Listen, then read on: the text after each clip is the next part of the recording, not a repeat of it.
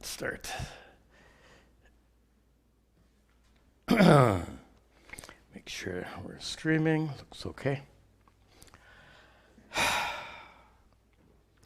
Om Sahana Vavatu Sahano Bhunaktu Sahavidyan Karavavahai Tejasvinavadhitamastu ma vidvishavahai.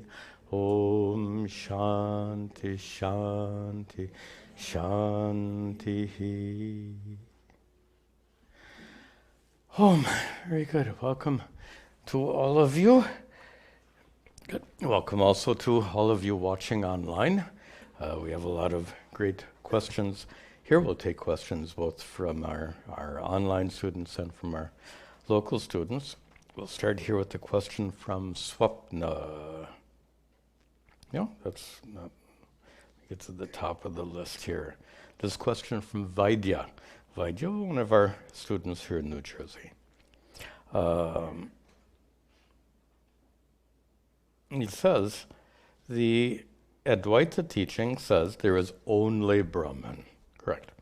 And the world is merely an appearance of Brahman. Fine, a manifestation of Brahman.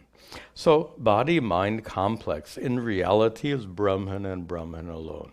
If everything else is Brahman, this might also be Brahman. Can only be Brahman, one underlying reality because of which everything exists.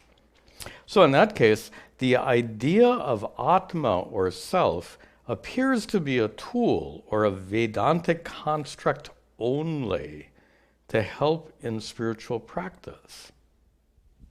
What? The idea of Atma or self appears to be a tool or a Vedantic construct only to help in spiritual practice. Is my understanding correct? I don't think so. It doesn't sound at all consistent with the teachings of Advaita Vedanta. Atma or self is not a tool or Vedantic construct. Atma is you. Atma is the essence of who you are as a conscious being. Are you not a conscious being? That consciousness happens to be Atma. That's not a tool or a construct. I think what Vaidya has misunderstood is the relationship between Atma and Brahman. So the methodology of Advaita Vedanta is twofold. First, an inquiry into the nature of Atma, self, and then an inquiry into the nature of everything else. So the inquiry into Atma, the inward-turned inquiry, what we call Atma Vichara, self-inquiry, arrives at a conclusion that your fundamental nature is pure consciousness. We call that pure consciousness Atma. Then the second part of the inquiry is you look outside into the world. What is this world? And we discover the world is a manifestation of Brahman. And then the conclusion, there are this is three steps. So first step is self-inquiry. My true nature is Atma. Second step is looking out into the world. The reality of the world is Brahman. Third step, the reality because of which I exist and the reality because of which the world exists are one and the same reality. And that is the grand truth expressed in the Mahavakya, Tat Tvam Asi. What I've given you is extremely brief. It's properly done. It's a very involved inquiry, but I hope this will be helpful for Vaidya to get the correct understanding. Next question comes from Arun. Arun lives in Bangalore. In Sushupti Avastha, which is our technical word for deep sleep, the state of dreamless sleep, the mind is resolved, correct. And there is the experience of absence. This is a little problem. Of course, deep sleep is a little mysterious as it is. And then to understand what is deep sleep is challenging. He says, there is the experience of absence. The statement is problematic. Why? Everything you experience because of your mind, right? In the absence of the mind, in the absence of your mind, could you experience me? In your absence of your mind, could you experience thoughts, emotions, perceptions? In the absence of your mind, can you experience anything at all? So, is deep sleep an experience of absence, or is deep sleep the absence of experience? See the difference? The experience of absence is what happens in meditation when you are observing your mind and your mind is quiet for a few moments. So your mind is present, you're observing, and you observe silence in meditation. That is indeed the experience of absence of thoughts. But deep sleep, the mind is, as Arun correctly said, mind is resolved. So deep sleep is not the experience of absence. It's rather the absence of experience. You all get it. Good. Good question. Next question from Swapna. It doesn't say where Swapna lives. Consciousness provides sentiency to this body and mind. But many objects don't have sentiency. She goes on. Let me expand on what she says here.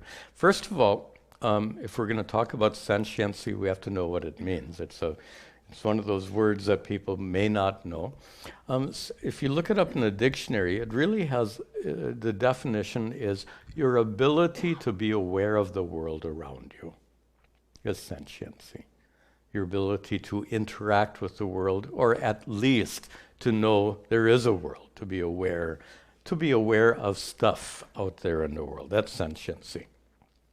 This body and mind has sentiency, as Swapna says. When your body, you can access information about the world around you through your sense of touch, sight, hearing, smell, etc. Mind, of course, through your mind you gain perception of different outside stuff. Some stuff is outside there, some stuff is outside here. Let me make sense out of that statement. Some things are in this room in which we sit. Other things are in the room of the mind. I like that expression. There's a room that we're sitting in, and this room is filled with us. There's a room in your mind. The mind is a room. In that mind room, it's filled with thoughts, emotions, perceptions. Okay. Swapna goes on to say, I'm thinking about the difference of a living and a dead body. Both have consciousness, but consciousness gives sentiency only to a living body. Mostly correct. Both have consciousness. Not that you have consciousness. That's not quite correct. Consciousness is all pervasive. Consciousness pervades. Most of you know from your prior studies that in Advaita Vedanta we come to understand there is but one all-pervasive consciousness that becomes manifest in every living being and gives sentiency to those living beings. That which is all-pervasive is present everywhere, even in a rock, and even in a dead body. But the dead body is unable to make that consciousness manifest. Let me stay with that word. A rock cannot make that consciousness manifest. It doesn't have a nervous system. It doesn't have a mind and brain and all of this. You and I, we have mind, brain, nervous system, etc., so we can make that all-pervasive consciousness sentient. But to say you don't have consciousness. This is actually quite important. You don't have consciousness. This is not Swapna's question, but she says both dead and living body have consciousness. Can we just spend a moment? This is something that we don't often discuss. It's really important, it turns out. Do you have consciousness? Have implies possession, right? In Hindi, it took me a long time to get the handle of the possessive. And aapke paas consciousness hai?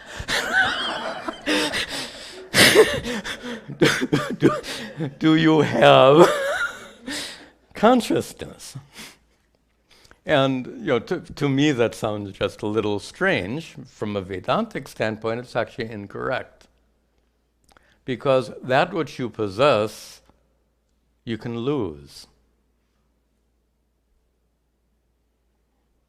Aapke paas paisa hai? Common way of asking someone, do you have any money? So you can have money because you can also not have money. So you can ask, aapke paas paise hai, but you cannot ask, aapke paas chaitanya hai.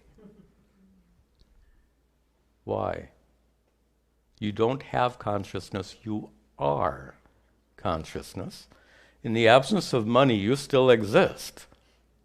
In the absence of consciousness, is there a you in the utter absence of consciousness? So in this way, you don't have consciousness, it's not a possession. Finally, she said, and she says, isn't it because of the subtle body that the living body has sentiency? Correct. Subtle body is a technical term to describe all of the faculties that a human being has, that a rock does not have, that a dead body does not have. Because of those faculties, we make consciousness becomes manifest. Okay, this is Swapna's question. Next question from Stefano. Stefano, if I remember right, doesn't say here, I think lives in Italy, someplace in Europe. It's nice, by the way, when you tell me where you live. It's just nice for us all to get that. Stefano says, I'm struggling to understand how svadharma relates to karma. And he says, suppose a person who has a natural inclination to leave a life of renunciation and spiritual teaching, to become a sannyasi. But due to family circumstances, like an arranged marriage, that person is unable to pursue that path of renunciation and instead has to deal with household responsibilities. In that case, how should we understand the difference between svadharma and karma? Actually, the correct word here is not karma, but dharma. Svadharma, and actually it's not even karma. Oh, I think his implication here is due to karma, you get married, etc., etc. I think that's his point, which is fine, that makes sense. So due to karma, let's suppose this is Stefano talking about his situation, might be. And due to his karma, he's married, he has a family, he has responsibilities, but he also has a deep inner calling. He calls it actually an inner calling to take to a life of sannyasa, a life exclusively dedicated to spiritual pursuit. And so how to resolve that between svadharma and the karma of your lifetime? And I think the confusion comes here because svadharma is not your natural inclination. We have inner natural inclinations. We're inclined to do this or that or the other thing. That's not necessarily svadharma. Might be, might not be. Svadharma means your personal responsibility.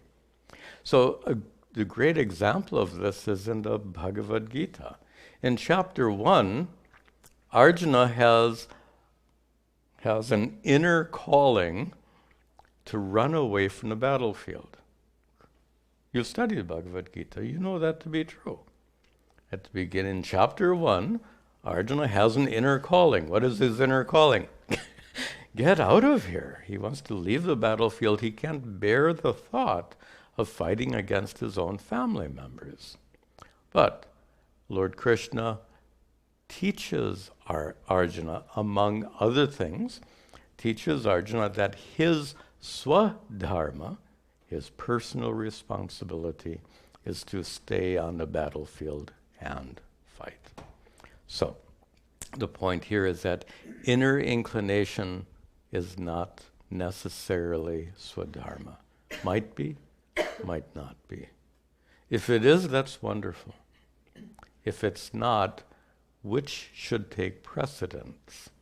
If you follow your inner calling and go against svadharma, which happens when a married person abandons their family for the sake of living a spiritual life.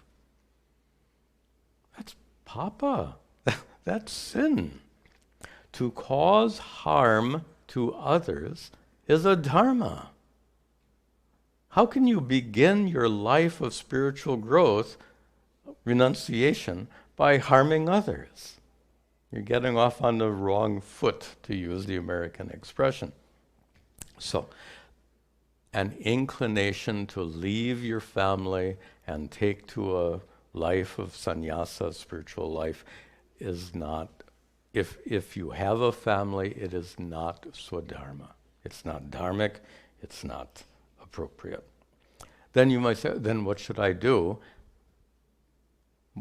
About half of the Bhagavad Gita is dedicated to the topic of karma yoga. That's the answer. We won't go into that right now. Next question from, this question is from Raj. Raj lives in North Carolina. In fact, this is very related. Raj says, is it recommended that to strengthen my spiritual life, I should isolate myself from all activities which reduce my peaceful spiritual moments?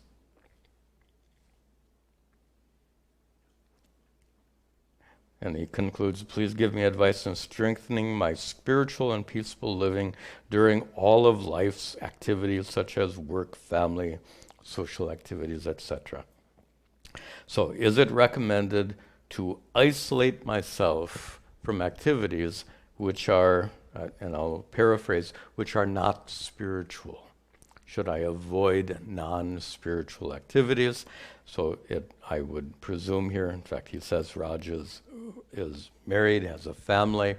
So wife says, we have this social engagement tomorrow. All of our relatives will be there. Let's go. And suppose Raj were to say, no, I have to meditate. You get it. That is problematic. That would be very clearly going contrary to Raj's swadharma. So even if you don't want to go, this is a good example of a natural inclination.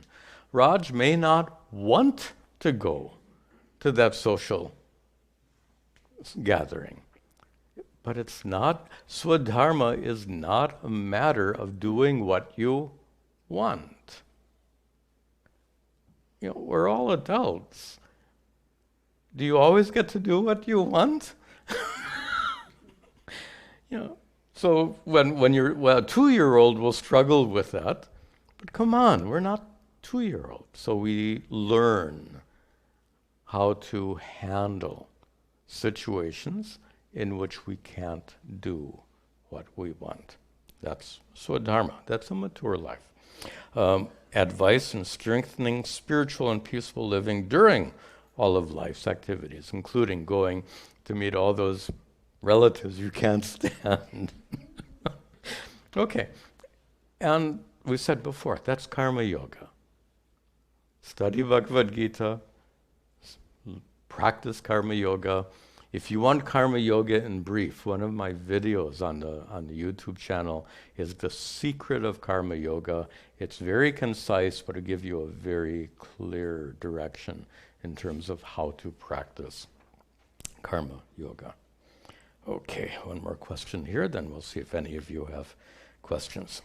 This question comes from Ahmad, who lives in Vancouver, Canada. He says,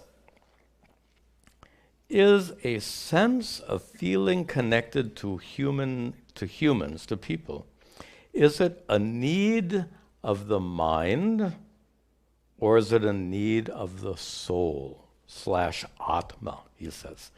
So the need for companionship. Is the need for companionship an emotional need born of the mind, or is it somehow a fundamental need of consciousness, Atma? For example, I struggle with loneliness. Sorry, many people struggle with loneliness, and that's hard. That's really hard. I struggle with loneliness, but I wish it wasn't a need of mine. Are such feelings of loneliness arising because of my human biology and psychology and chemistry? I think Ahmed answered his questions. Are such feelings of loneliness arising simply because of human biology, psychology, and brain chemistry? The answer is yes, but that sure is not a very nice way of answering the question. Of course, loneliness is something that arises in your mind. Everything that happens in your mind is a result of biology, psychology, and brain chemistry. That's correct. But that's such an unhelpful way of putting it. Here's a more helpful way of putting it. Companionship is a normal human need. Full stop. We are social creatures due to evolution, right? We lived in tribes, in family units. So we are genetically wired to be in community, which is why it feels so uncomfortable to be isolated. Think about it. If being isolated were natural to the human condition, wouldn't we all be comfortable being isolated? But we're not. So we are genetically wired to be in community with others. That's why we feel loneliness. So loneliness is a natural emotion. Companionship is a normal human need. Food and water and shelter are normal human needs. Companionship is a normal human need. Then we'll add on a question here. If Ahmad were sitting here, he might ask this question. But then, does an enlightened person experience loneliness? Well, tell me, if an enlightened person doesn't drink water or eat food, do you think they'll get thirsty or hungry? Yeah. Then you say, why? That's the way we are made. The difference, of course, is when some people get thirsty and hungry, they start complaining, I'm so thirsty, and they feel really uncomfortable and miserable. Oh, I'm so thirsty. If an enlightened person is thirsty, okay, I'm thirsty. I experience thirst. But that thirst doesn't threaten my well-being. I'm describing what it's like to be enlightened. When you know that this experience of thirst does not threaten in any way whatsoever my contentment, my inner peace, having discovered my true nature to be Satchidananda Atma. Okay. That being so, take that enlightened person, put him or her, why is it always him? Put him or her in a cave, isolated from all people. Will that isolated, enlightened person feel lonely. If we understand loneliness as the natural human need for companionship, which is not being met, wouldn't it be reasonable to assume that that enlightened person might be, not necessarily, that enlightened person might be experiencing loneliness? But it would be a different kind of loneliness. Not the loneliness of, no one loves me. That's one kind of loneliness, or an isolation. The loneliness the enlightened person would feel in the cave is, I feel the absence of companionship. And in spite of that, I'm okay. That's it. I feel the absence of companionship, and in spite of that, I'm okay. And maybe that's a message for Ahmed or anyone struggling with loneliness, and that is, you are okay. You feel the loneliness, that's natural, but you are okay in a Vedantic sense. Excuse me. Okay, do we have some questions here? There's a question here. You'll need the microphone. Swamiji, my name is Mukund. I'm from Dallas. My wife and I are here visiting. So it's we are really honored to be here under your presence. Welcome to you. Thank you. So my question is regarding, the mind. Where does mind exist? It seems to be dimensionless, right? It seems to be outside of space-time that we know.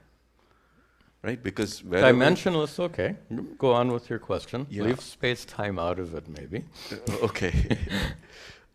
And at the same time, when we read books by Stephen Hawking and people like that, what they keep talking about is the 11 dimensions, 10 dimensions, 14 dimensions, string theories, and when they talk about it, but the observer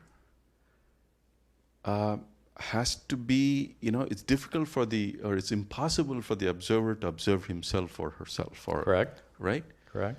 So science will never be able to get to the observer ever. I mean, that's correct. Yeah. Now, okay. What is your question? So that's the question. So which is, if it's not possible to scientifically prove that, observer exists because you are the observer, can science ever solve this riddle? Okay. I think that's a good question. There are two parts to the question. Since observer can never observe oneself, how can science? Yes, observer seems to be the most ultimate dimension, so to speak, or the most basic of, so that you can. Can you try reframe? I'm not clear about the question. Please try again, very very briefly, in as few words as possible, because I'm not getting it clearly. Okay, so the question is about can science. Can science start with the question? Can science prove that the observer exists? Good. Stop. Okay. Sorry. That's good. Can science prove that the observer exists? And Mukunda studied these Vedantic teachings. Observer is a perspective on consciousness. Right now, you are conscious of whatever is happening in your mind. I think it's that. Yeah. You are conscious of whatever is happening in your mind right now. Your consciousness makes you aware of whatever is happening in your mind right now. And in that way, you are an observer. You are a conscious observer. Sakshi. So, as Sakshi, as conscious observer, you are aware of whatever's happening in your mind. That is the observer. Observer is consciousness from a particular perspective. In relationship to your thoughts, etc., consciousness is sakshi. And Mukund's question then is, can science prove the existence of consciousness? If we define science very precisely, the answer is no. And the reason for it is science is based on, some of you studied the scientific method. So what is the first step in that scientific method? Observation.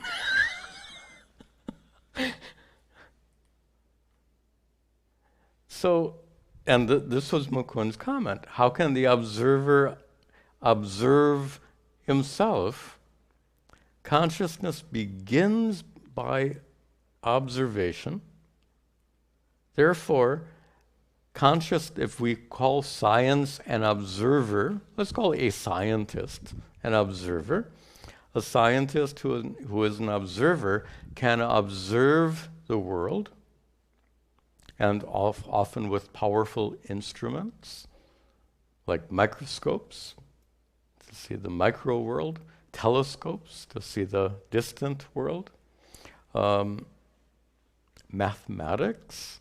This is what Hawking was talking about, string theory. It's only mathematics. So through the method of mathematics, we can observe. But all of that observation is outward directed. So if a scientist wants to discover the observer, this is a nice image I have. I've used this in several classes.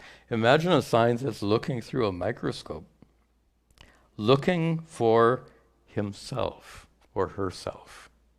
The observer, right? Are you going to find the observer down there? The observer is in the absolute other direction. So if we understand science in this way, according to the scientific method that begins with observation.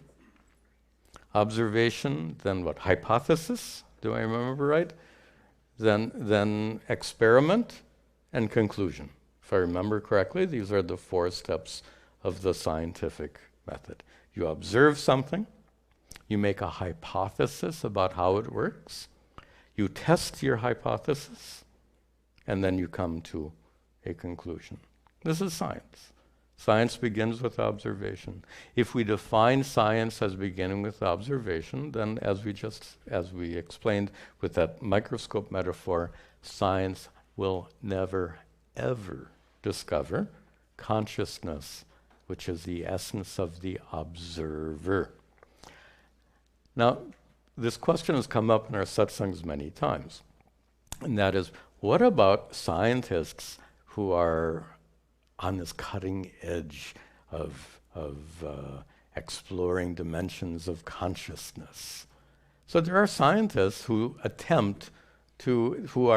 who are attracted to understand what is consciousness. For example, some neuroscientists are trying to understand how consciousness arises from the brain activity, which it doesn't, but that's another topic entirely. Suppose there is a scientist trying to understand consciousness. By the way, there's no reason a scientist would be prevented from studying consciousness. In fact, scientists study Vedanta all the time. So the difference, however, is that the scientist who wants to understand consciousness cannot do so using science, using the scientific method. It's the scientific method that's deficient, not the scientist. If the scientist attends some Vedanta classes, they might they might learn a lot. So Vedanta is a method specially suited for discovering your true nature as pure consciousness. The scientific method, beginning with observation, is not at all appropriate for understanding consciousness. Okay, good question. Any other questions here behind? You'll need the microphone. Please. Oh, sorry. I'll turn that up. Yes. Yeah, quick follow-up to that. There are some people, I'm Ram from New Jersey, who say that what microscope has done to biology, meditation will do to the inner life. What is your perspective on that? Okay, that's an interesting perspective. A microscope is a tool that amplifies your sense of sight. Correct? Now you already see the problem. So all of science begins with observation. And observation involving our five senses, and also observation involving mathematics and other conceptual modes of inquiry. Meditation is not about observation. There are many meditation techniques which are extremely helpful in your spiritual life. I would say crucial in your spiritual life. But none of those, meditation techniques don't amplify in fact, to amplify your senses is useless, because it's still observation. Anything that's observation-based. And by the way, there are observation-based meditations. What is mindfulness? Mindfulness meditation means observing your mind. So if a meditation technique is based on observation, anything based on observation will be utterly incapable of discovering that consciousness. Okay, there was another question here? Yes, please. First of all, I'm sorry, I think she was going to ask. On back? Oh, okay. Well, you'll need the microphone, or we can't I'm going to hear you. ask you, Swamiji, a very controversial question. And I'm not as learned as you are, so I hope you will apologize me. I apologize in advance for that.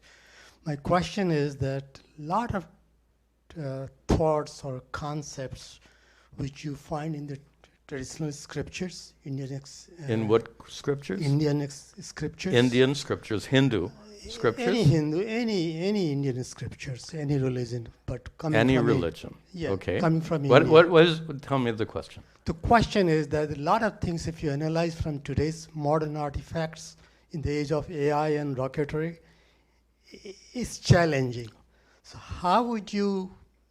what would you do?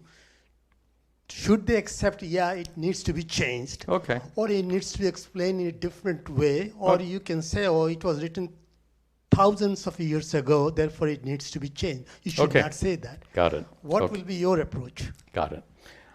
Any of the above. You gave some options. The question, just to make sure it's clear to us all, is what about scriptures that make all these fantastic claims? And so Hindu scriptures have plenty of stories of miraculous things, chariots flying through the sky, arrows turning into nuclear bombs, and all of this. These are found in scriptures. Of course, the scriptures and other non-Hindu scriptures also have all these fantastic stories. So let's confine ourselves to Hindu scripture. So Hindu scripture how to handle, and I'm going to rephrase your question, how to handle the fact that Hindu scripture, on the one hand, reveals your true nature to be Satchidananda Atma and leads you to enlightenment, and the very same Hindu scriptures say that arrows can turn into nuclear bombs and wipe out thousands of people. So how to reconcile the two? And first observation is that scriptures are not monolithic or homogeneous. They're different parts, different teachings. Hindu scripture, of course, is a compilation of teachings which are meant for different audiences. It's like chapters in a book. If you have a book on chemistry, it's going to begin with some very simple chemical formulas and definitions.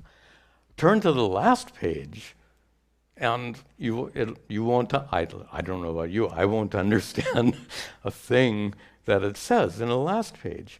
I could manage the first pages very well. The last pages, forget it. The last chapters of that chemistry book are meant for advanced students. So one book is meant to address different people. You with me? One book meant to address different levels of people. That's the nature of scripture. Just as there are different chapters in that chemistry book, there are different, not chapters, there are different scriptures which address different kinds of people with different kinds of religious and spiritual needs. So, if somebody is not inclined for all this heavy Vedantic teaching, wouldn't that be like trying to study the last chapter of that chemistry book? Wouldn't be useful. In the same, on the other hand, for someone who is new, they should start from chapter 1. Suppose we look upon our scriptures in that way. Different teachings meant for different people according to their religious and spiritual needs. And an extension about that, you said, what about from the standpoint of modern science? From the standpoint of modern science, we can understand that arrows that turn themselves into atomic bombs, this is an invented idea that's present in a scripture. Why? Now I'll be the devil's advocate. Swamiji, are you saying scriptures don't tell us the truth? So Mahabharata has arrows turning into atom bombs. Are you saying that the Mahabharata doesn't? The Mahabharata is a scripture. Scriptures are not chemistry books. Scriptures are not science books. A chemistry book better tell me the facts about chemicals, but Mahabharata is not going to tell you the truth about how atomic bombs work. That's not its purpose, that's not its role. So Mahabharata and all of our scriptures are not to be misinterpreted as giving scientific truths or details, which means when we see something which is obviously non-scientific in a scripture, we understand it in context. And that's easy, not that we get it. Okay, let's take just a few more questions online and then we'll wrap up for today. Next question. Yeah. Next question comes from Patrick, it says. Doesn't say where. Patrick lives in Dallas, Texas. And he listened to one of my YouTube talks about karma. in which I talked about suffering as having a positive outcome. We don't think about this. No one wants to suffer. Imagine someone who lives a pampered life and never suffers. Raised in a wealthy family and has everything they want and doesn't have any medical or psychological problems. This person doesn't suffer at all.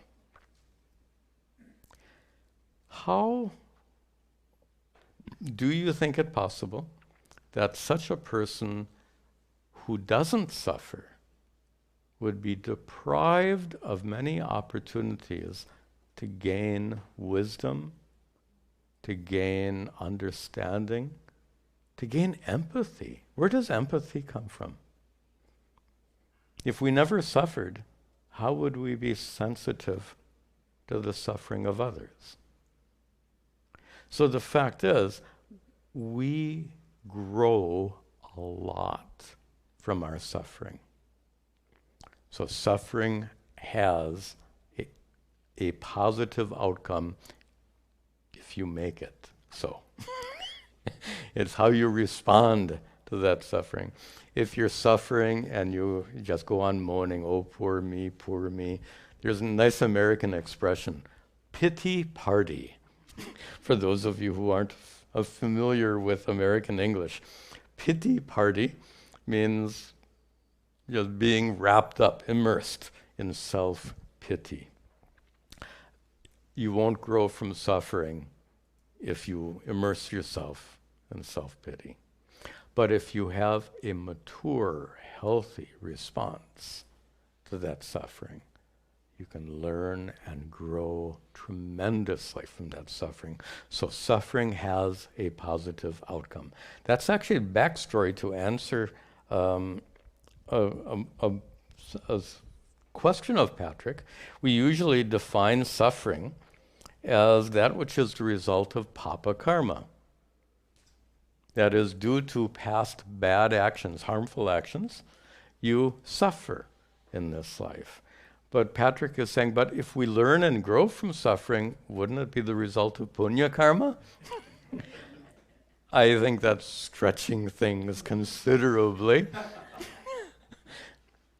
Suffering is indeed, according to the doctrine of karma, you suffer because of your past harmful actions. Actions in which you have caused suffering to others eventually leads to your own suffering.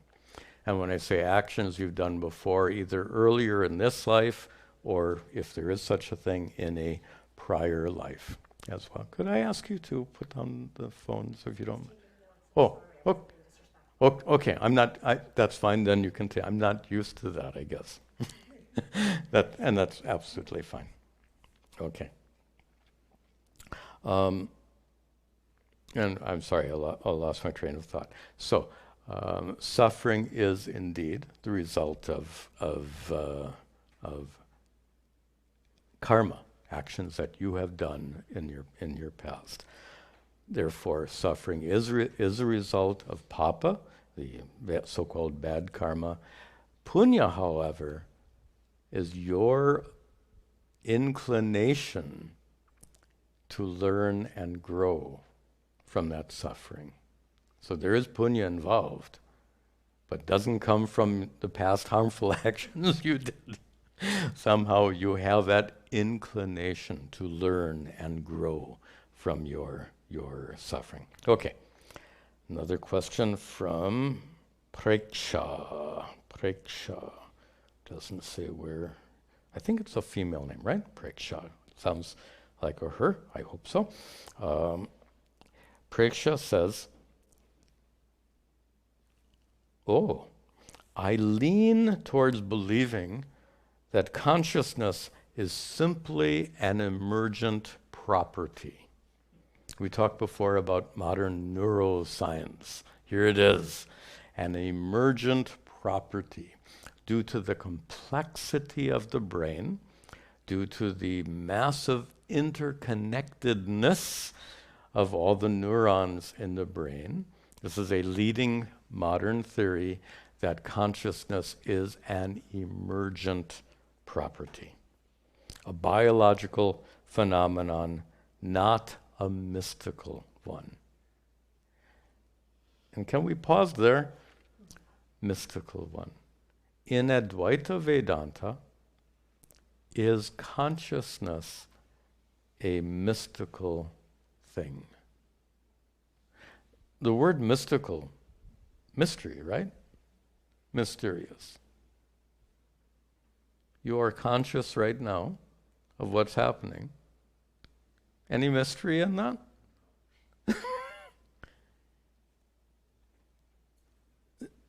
It's not mysterious.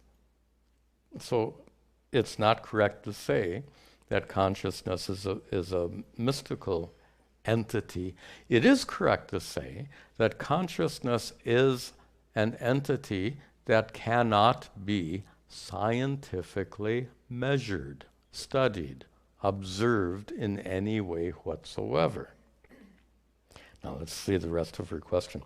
I find practical value in Vedanta's invitation to identify with something larger than the individual self, like Brahman. It reduces suffering, cultivates awe, but I cannot seem to accept the metaphysical claim, we're going to come back to that, metaphysical claim that consciousness is a primary substance of the universe. Vedanta does not say, Vedanta, first of all, is not a metaphysical system. It doesn't claim anything. I need to amplify that. Vedanta doesn't claim that consciousness, let me use her words, Vedanta does not claim that consciousness is the primary substance of the universe. Watch my words very carefully. Vedanta does not claim that. Rather, Vedanta leads you on a process of Atma vichara, self-inquiry, which culminates in your direct discovery, recognition of your true nature as consciousness. In Advaita, Vedanta does not establish the existence of consciousness. Vedanta is... Actually, let me finish your question, then I'll make some final comments, and we'll make this, I think, we'll make this the last question for today. She goes on, it seems illogical to me to say that consciousness is the primary substance of the universe. It seems illogical to me. If you only use logic, based on logic alone, it will look illogical. Science, Vedanta is not just logic, though. Vedanta is Shruti, Yukti, Anubhava, as we've said in many classes. Vedanta relies on the revelations, the discovered wisdom of the ancient rishis. We call that Shruti. We find that in scripture. Then Yukti, we use reasoning, we use logic, and Anubhava, your own experience. These three together can lead you to discover your true nature as consciousness. So she says it seems illogical to me because logic alone is not enough. Logic alone means, what about your experience? Tell me, you are a conscious being. That's a fact of your experience. Now let me say, prove it. What will you do to prove it? And what the French philosopher Descartes said, I think, therefore I am, he got it wrong. I am a conscious being, therefore I'm aware of the thoughts in my mind. It's completely backwards. So Descartes, there's no proof to be found there at all. Consciousness is a matter of experience. It's not a matter of logic. Let's finish it. So my core question is the Vedantic concept of consciousness, not a concept. A Vedantic teaching that leads you to discover your true nature as consciousness. Is there really something truly transcendent? Or is it just the biological brain witnessing itself? And is my materialistic understanding fundamentally at odds with Vedanta? That I think we might agree on. Yes, I would agree with that statement. A very deeply materialistic understanding is fundamentally at odds with Vedanta, because materialism rules out materialism is about stuff. Are you stuff, or are you a conscious being? A materialist cannot discuss conscious being because conscious being is not a material, not a substance. Conscious being is about experience. But here, and this, where Vedanta begins then. Vedanta begins with experience. You, as a conscious being, experience suffering. And the suffering that's in your experience is something we would like to take care of. We meaning Vedanta. Vedanta, the purpose of Vedanta is to address the suffering that is present in your experience. How does Vedanta do that? By helping you understand more deeply what is the nature of that consciousness. If suffering is in your conscious experience, suppose, let me end with a metaphor, because this is a big topic, so we'll end with a metaphor. We all know what it is to experience suffering, like loneliness or sadness, as we discussed before. Suppose we're misinterpreting those experiences.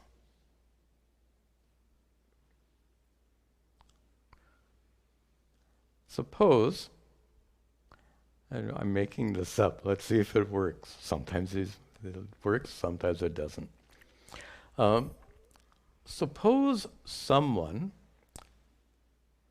who is really confused, someone who's got some psychological problem, goes into a movie theater and watches a really, really sad movie.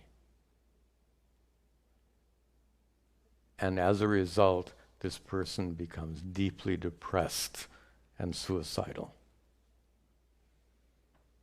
Wouldn't you say they have misinterpreted their experience in the movie theater? Vedanta says you misinterpret your experience of day-to-day life. And because you misinterpret that experience, you create, because you misinterpret your day-to-day experience, you suffer.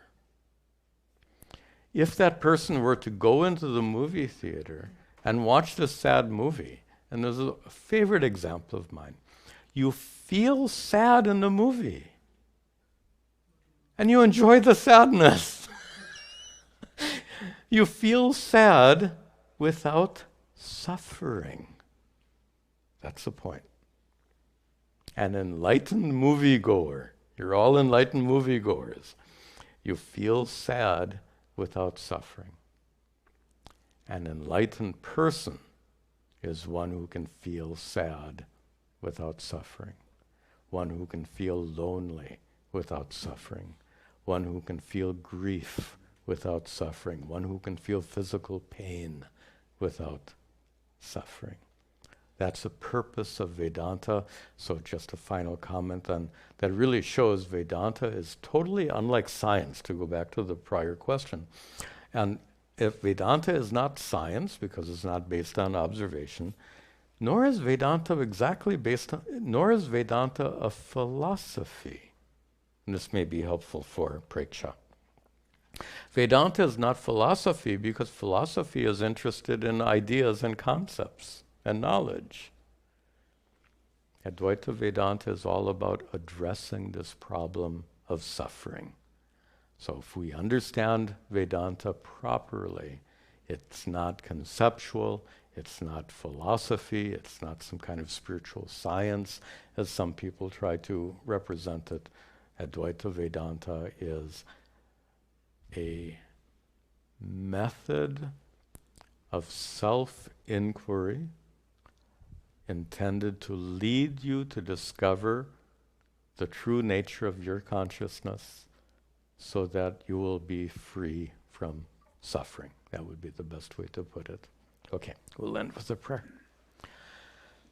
Om Sarve Bhavantu Sukhinaha Sarve Santu Niramayaha Sarve Bhadrani Pashyantu Ma Kaschad Dukkha Bhag Bhavet Asato Ma Satgamaya Tamaso Ma Jyotirgamaya Mrityor Ma Amritangamaya. Om Shanti Shanti Shanti. Om Tat Sat. See you next time.